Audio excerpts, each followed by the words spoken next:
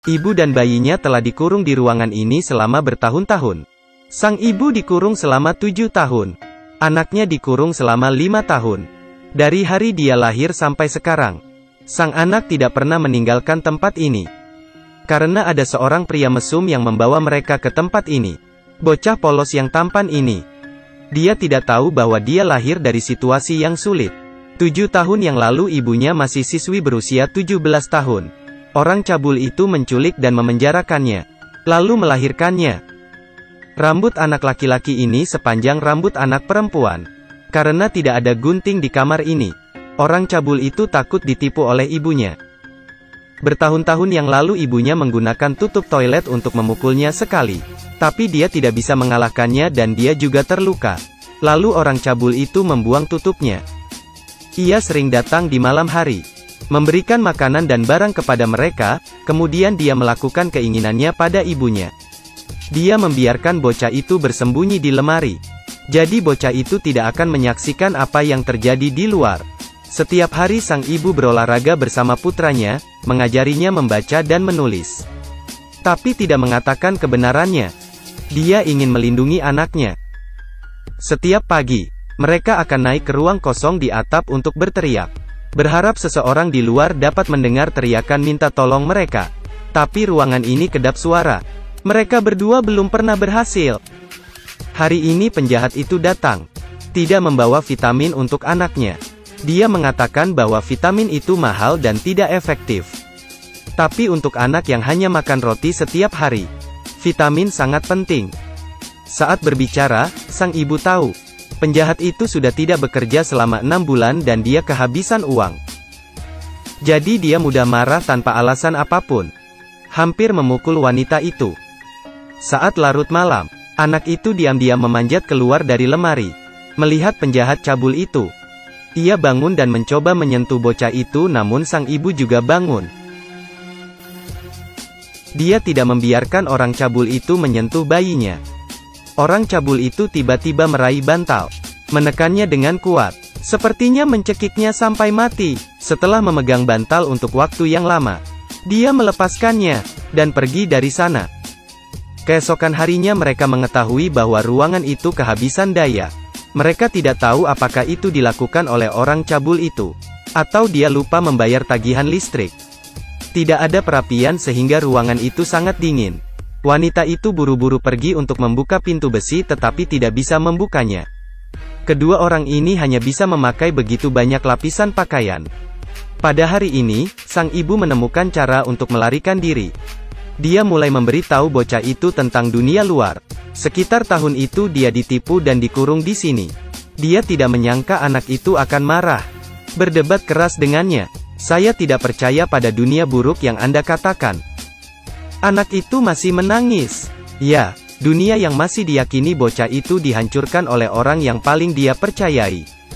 Bagaimana bocah itu bisa bertingkah normal? Sang ibu hanya bisa berbicara tanpa daya. Dia dikurung di sini dengan putus asa. Tidak mengatakan sepatah kata pun, atau bahkan bergerak. Anak laki-laki itu hanya harus bermain sendiri. Saat bermain, dia mengambil cangkir. Melalui bagian bawah cangkir, dia melihat cahaya dan dia sepertinya mengerti. Di luar ruangan ini mungkin ada dunia lain. Jadi anak laki-laki itu mulai aktif bertanya kepada ibunya apa yang ada di luar sana. Ibunya sangat bersemangat. Dia perlahan memperkenalkan dan memberitahu anaknya itu tentang dunia luar. Untuk membuat bocah itu semakin penasaran, dia mendiskusikan rencana dengan bocah itu.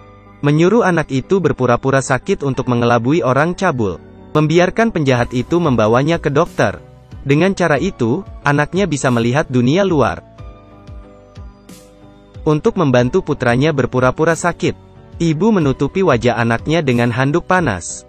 Membuat seluruh tubuhnya menjadi panas dan wajahnya merah. Lalu memasukkan tangannya ke mulutnya. Membuat dirinya muntah di tempat tidur. Lalu menaruh kertas sos di saku anak. Jadi ketika sang anak bertemu seseorang setelah keluar, dia akan memberikannya kepada mereka. Penjahat itu datang dengan cepat. Ibu memberitahunya bahwa anak laki-laki itu sakit. Ia membungkuk untuk menyentuh anak itu. Sangat panas. Dia mengatakan bahwa besok malam dia akan membawa obat penurun demam. Sang ibu berkata, tidak, kau harus membawanya ke rumah sakit. Tapi pria itu tidak setuju.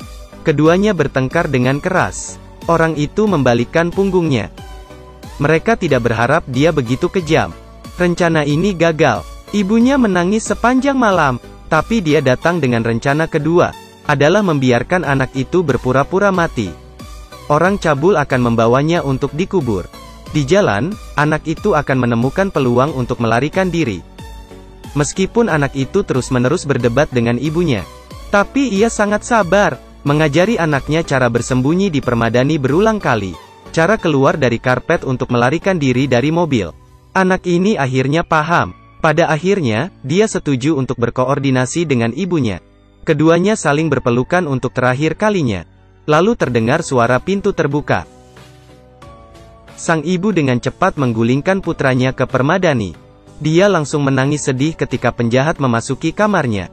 Dia bilang anaknya tewas. Orang itu sepertinya sedikit terkejut. Tapi dia percaya semua itu. Dia ingin melihat anak itu sekali. Tetapi wanita itu memukulnya, sehingga dia hanya bisa mengambil kembali tangannya. Orang cabul itu memutuskan untuk membawa bocah itu keluar untuk dikubur. Wanita itu berkata dia tidak bisa mengubur bayi di taman ini, dia akan sangat merindukannya. Penjahat itu setuju. Pada saat itu dia sangat bingung. Hanya bisa menyetujui semua permintaannya. Akhirnya orang cabul itu membawa pergi anak itu. Ibu dan anak laki-laki itu saling memandang sebelum mereka pergi. Itu semua tergantung pada anak itu. Ini adalah pertama kalinya anak itu keluar, dia sangat gugup. Dia terengah-engah selama beberapa jam, hampir terdengar. Untungnya, dia menahan napas, membuat orang cabul itu mengabaikan kecurigaannya. Seperti yang diharapkan, orang cabul itu membiarkannya masuk ke truk pickup dan berangkat. Anak laki-laki berbaring di mobil yang bergerak dan dia sangat ketakutan. Tapi dia ingat apa yang dikatakan ibunya. Dia tahu waktunya telah tiba. Dia mulai bergerak. Mobil berhenti 2 kali, bocah itu akhirnya keluar dari karpet. Lalu dia tercengang. Langit luas dan dunia yang besar. Benar kata ibunya. Dia berdiri dan menempel di sisi mobil dan melihat semuanya. Hal-hal baru yang tak terhitung jumlahnya membuatnya melupakan situasinya. Ternyata manusia punya banyak kemungkinan. Dan juga kebebasan. Dia tidak berani melompat keluar dari mobil karena ibu menyuruhnya menunggu mobil berhenti sebelum melompat. Akhirnya mobil berhenti. Ketika dia hampir melompat, orang cabul itu berbelok ke kanan. Dia mengetahui tentang bocah itu. Dia dengan cepat menghentikan mobilnya. Bocah laki-laki itu segera melompat keluar dari mobil. Dia berlari dan jatuh. Sepertinya dia akan ditangkap lagi. Saat itu, anak laki-laki itu menabrak pejalan kaki yang sedang berjalan dengan anjingnya. Orang cabul itu menangkap bocah itu. Pejalan kaki itu ingin meminta maaf. Tapi dia menemukan pria ini sangat aneh. Selalu menggunakan kekerasan untuk menangkap anak itu.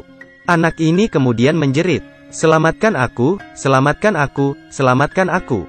Lalu dia mengeluarkan kertas itu. Tapi diambil oleh penjahat itu. Dia memeluk anak itu. Kemudian pejalan kaki itu berteriak bahwa dia sudah memanggil polisi. Orang cabul itu ketakutan dan melemparkan bocah itu ke samping. Mengemudi sendirian, bocah itu jatuh di sisi jalan. Tidak mengatakan sepatah kata pun atau bergerak. Saat turun hujan, pejalan kaki masih bersama bocah itu. Juga ambil karpet untuk menutupinya. Sampai polisi datang. Ia adalah petugas polisi wanita yang hangat. Dia memeluk bocah itu ke dalam mobil dan mulai bertanya tentang situasinya. Tapi bocah itu tidak mengatakan sepatah kata pun, dia sangat ketakutan. Polisi wanita itu mengajukan banyak pertanyaan. Akhirnya bertanya apakah dia punya ibu. Anak itu menjawab, tapi dia tidak ingat nama ibunya. Dia tidak tahu di mana ibunya. Polisi bertanya dengan sabar, sedikit demi sedikit. Seperti apa kamarmu? Apakah ada jendela? Adakah sinar matahari yang masuk? Akhirnya anak laki-laki itu menyampaikan informasi penting. Kamarnya gubuk. Polisi terus bertanya, bagaimana dia melompat keluar dari mobil? Anak laki-laki itu berkata ibunya menyuruhnya melompat ketika mobil berhenti. Tapi dia tidak melompat sampai ketiga kalinya mobil itu berhenti. Melalui informasi ini polisi wanita segera melakukan pencarian di mana ada 3 lampu lalu lintas. Dia segera melapor ke markas. Markas besar mulai memeriksa tempat perlindungan di daerah ini. Setelah beberapa saat mobil polisi berhenti di sebuah ruangan. Bocah itu sepertinya merasakan tempat yang sangat akrab. Dia meraih jendela mobil dan melihat keluar. Kemudian dia mulai menggedor pintu mobil. Ibu. Akhirnya, dalam kegelapan, sosok yang dikenalnya berlari keluar. Itu adalah ibu anak laki-laki itu. Dia berlari untuk membuka pintu mobil. Ibu dan anak itu saling berpelukan. Ibunya menangis. Mereka melewati banyak hal, tapi pada akhirnya mereka bebas. Setelah dikurung oleh orang mesum selama 7 tahun, akhirnya mereka bebas. Tidak lama setelah itu, orang cabul itu ditangkap polisi. Semua tampaknya telah diselesaikan, tapi masalahnya sekarang adalah menjalani hidup. Bocah itu sudah berusia 5 tahun. Pertama kali pergi keluar, dia sedikit tidak bisa beradaptasi. Dia tidak berani berbicara dengan siapapun. Jika ada sesuatu yang dibutuhkan anak laki-laki itu, dia akan memberitahu ibunya terlebih dahulu. Kemudian ibunya yang mengatakan pada orang lain, "Nenek ingin memotong rambut panjang anak laki-laki itu." Tapi bocah itu tidak mau. Dia mengatakan itu adalah kekuatannya. Semua orang masih mengerti untuknya. Selalu memperlakukannya dengan sangat lembut. Perlahan membuat dia melepaskan kewaspadaannya. Sampai suatu hari, kakek bocah itu menemukan bahwa ia sangat tenang. Tapi tampaknya diam-diam mengamatinya. Jadi kakek pura-pura bergumam, membawa anak itu ke dapur. Membuatkan bocah itu semangkuk sereal yang lezat. Akhirnya dia mengucapkan kalimat pertama padanya. "Apakah kamu punya anjing?" Anak itu mulai membuka hatinya. Tapi ibu mulai kesal. Dia mulai menyesal dan mudah marah. Melihat foto sebelumnya dan melihat gadis-gadis lain. Dia sangat marah, karena dia tidak mengerti, mengapa takdir membuatnya sangat menderita. Suatu kali, putranya duduk di sampingnya dan melihat ke telepon. Membuat kebisingan. Dia dengan kasar menarik bocah itu keluar. Ibunya datang untuk menasihatinya. Dia juga berbicara dengan keras kepada ibunya. Dia menyalahkan tanggung jawab penculikannya pada ibunya. Karena ibunya mengajarinya untuk menjadi orang baik. Bersikeras bahwa ini adalah alasan yang menyakitinya. Kemudian seorang reporter datang untuk mewawancarainya. Mereka selama wawancara menanyakan banyak pertanyaan yang keterlaluan. Pernahkah Anda berpikir untuk bunuh diri? Menunggu bayi tumbuh? Apakah Anda memberitahu bayi tentang ayahnya? Pertanyaan yang paling kritis adalah persalinan. Mengapa Anda tidak membiarkan pria itu meninggalkan bayinya di rumah sakit? Jadi anak itu bisa bebas. Mengapa Anda tidak mengorbankan diri Anda sedikit? Pertanyaan ini seperti pisau yang menikam di hatinya. Dosa seperti hantu yang menempel padanya. Membuatnya sedih, tak terkendali. Malam itu dia meminum obat untuk bunuh diri. Ketika anak laki-laki itu mendengar ibunya muntah, dia berlari ke kamar mandi dan menemukan ibunya dalam keadaan koma. Dia menjerit, sampai kakek nenek bergegas masuk, membawanya ke rumah sakit. Sejak ibunya dirawat di rumah sakit untuk memulai perawatan psikologisnya. Ini pertama kalinya anak itu meninggalkan ibunya. Dia berusaha untuk belajar hidup sendiri. Secara bertahap di bawah perhatian semua orang. Bocah itu bisa berbicara dengan orang asing. Suatu hari kakeknya membawa pulang seekor anjing. Dia sangat senang, bersenang-senang dengan anjing. Tapi anak laki-laki itu selalu merindukan ibunya. Terkadang dia melihat foto ibunya ketika dia masih kecil. Dia merenungkannya. Dia mencoba memahami rasa sakit ibunya. Hari itu, tiba-tiba anak laki-laki itu mendatangi neneknya. Bertanya pada nenek apakah dia bisa membantunya memotong rambutnya? Karena anak laki-laki itu merasa bahwa rambut adalah kekuatannya. Dia ingin memotongnya dan mengirimkannya ke ibunya. Dia sangat senang membantu dia memotong rambutnya. Kemudian membantu dia mencuci rambutnya. Bantu dia menyeka rambutnya. Anak laki-laki itu tiba-tiba berkata, "Nenek, aku mencintaimu." Setelah dia mendengarnya, hidungnya menjadi merah. Tetesan air mata keluar. "Aku juga mencintaimu, Jack." Beberapa hari kemudian, seorang teman tiba-tiba mengetuk jendela. Ingin bermain dengannya. Bocah itu segera keluar untuk bermain bersama, seperti banyak anak normal lainnya.